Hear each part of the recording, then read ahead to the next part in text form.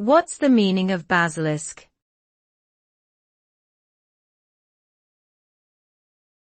Basilisk.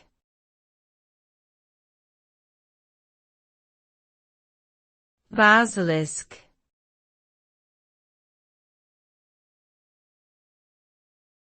Basilisk.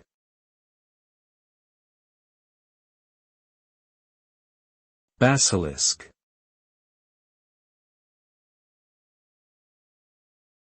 Basilisk is a term that originated from Greek mythology, describing a legendary reptile with the power to kill with its deadly gaze.